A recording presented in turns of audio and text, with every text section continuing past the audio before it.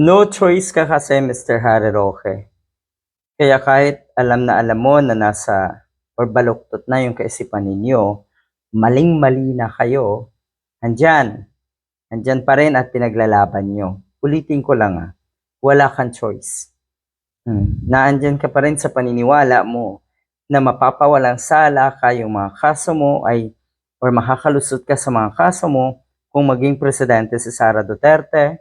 Kaya eto, at kunwari, ay naandyan ka pa rin sa mga Duterte. Wala na yan. Para na to sa pansarili mong kapakanan, Mr. Harry Roque.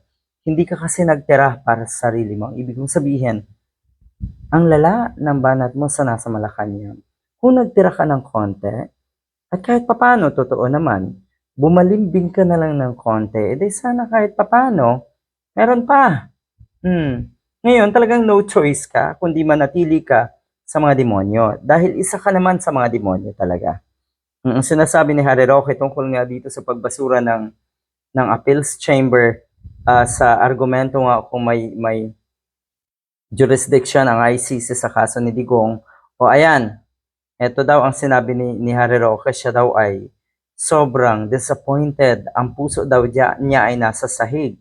Kasi mulat sa pool daw, yung kanyang sinasabi, yung kanyang paninindigan ay wala daw jurisdiction nga ang ICC sa kaso ni Digong. Tigilan nyo na yung mga pagmamaranong nyo na ganito. Dahil unang-una, hindi mo lang winawalang hiya at niloloko ang sarili mo or ang mga DDS or ang mga taga-suporta ng mga Duterte.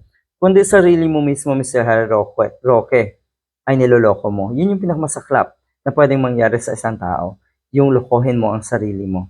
O, tama yan. Unti-unti nang nawiwindang itong mga nasa paligid ni Digong.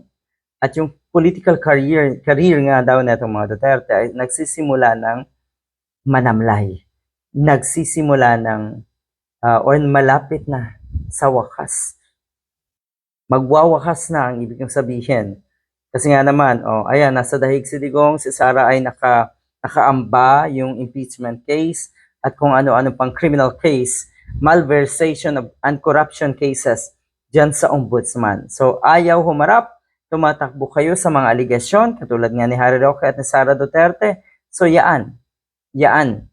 Tapos gusto nyo pang sisihin ang mga institution, katulad ng ICC, katulad ng AMLAC. Yan na ngayon ang sinisisi nyo.